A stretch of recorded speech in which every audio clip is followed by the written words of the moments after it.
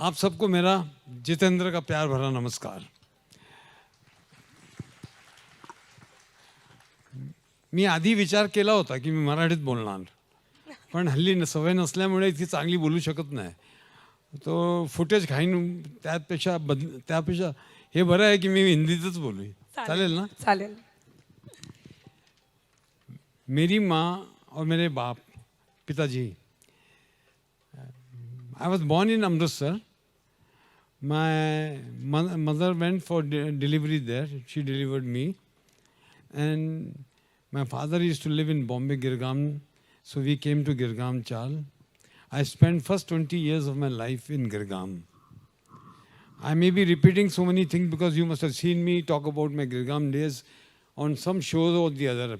I cannot invent new things. They are the same old things. But इतना ज़रूर कहूँगा, मेरी रग रग में, मेरे जिस्म में जितनी कल्चर है, जितनी सभ्यता है, जितना मेरे अंदर मैनर्स हैं, जितनी मैंने ज़िंदगी में जो कुछ सीखा है, it is only Marathi culture. मेरे रग रग में मराठी कल्चर बसा हुआ है। और मैं एक बात और बता दूं आपको, मैं फिल्मों में सिर्फ इसलिए आया, I came into film only because I could speak Marathi very well. अभी वो कैसे आप पूछेंगे? वो ऐसा हुआ, मैं शांताराम जी के यहाँ, मेरे फादर की आर्टिफिशियल ज्वेलरी की दुकान थी, तो मैं ज्वेलरी लेके जाता था।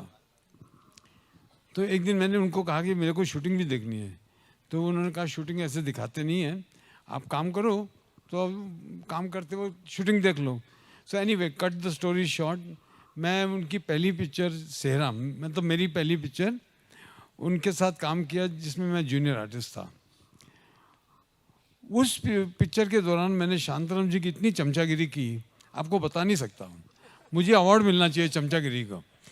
तो उनकी नज़र मेरे पे इसलिए पड़ी कि मैं मराठी बोल रहा हूँ, नहीं तो कितने लोग उनके अंडर काम करके गए उनको मालूम ही नहीं पड़ता। पर चूंकि मैं एक पंजाबी लड़का मराठी अच्छी बोलता था, उनकी नज़र में आया।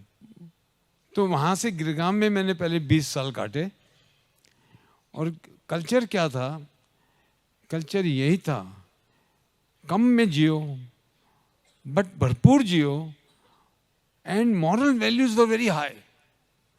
मतलब वो जो middle class, lower middle class होता है, उनके पास अपनी रिस्पेक्ट, मतलब अपनी इज्जत बहुत पकड़ के रखते हैं। ये मैंने सीखा है। और मैं सच में कहता हूँ, मुझे गिरगाम छोड़े, I am 78 years old today. मैंने 60 साल पहले गिरगाम छोड़ दिया,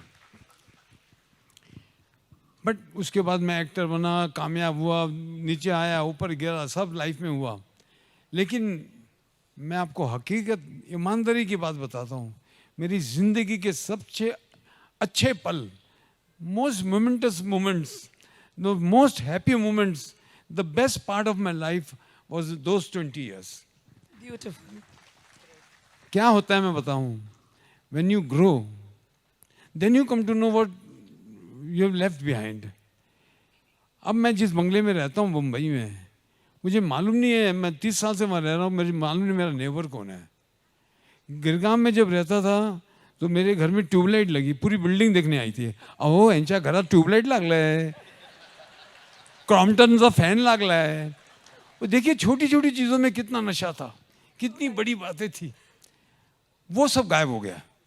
अब जिंदगी की जद्दोजहद में लगे हुए हैं, एक दूसरे को गिरा पड़ा, ताड़ तोड़।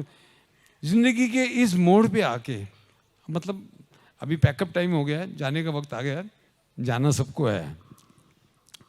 मेरे साथ वाले बहुत सारे चले गए, जो मेरे जूनियर्स थे वो भी गए। मेरा कहने का मतलब ये नहीं है कि मैं कुछ सिंपैथी ले रहा हूँ, मैं ये कहना चाह रहा हूँ, ज़िंदगी की इस मोड़ पे आके मैं भी पैसे के पीछे भागा हूँ ना, बीवी बच्चों को टाइम नहीं दिया, डे नाइट शूटिंग कर रहा हूँ, और ज़िंदगी का मतलब ही कुछ और समझा कि I thought life was something else. Because मैं जिस वातावरण से निकला था उसको मैं पीछे छोड़ना चाह रहा था बहुत। नतीजा ये है कि आज जाकर इतने सालों बाद ये समझ में आया, भोगने में जितना मज़ा आता है ना, मैं सच कहता हूँ, त्यागने में उससे ज़्यादा मज़ा है। I was a heavy smoker, I was a heavy drinker, I was an alcoholic. Of course, I gave it up 22 years back. तो ये समझ आते आते पैकअप टाइम के वक्त समझ आया तो बहुत देर हो गई. But this is the life is.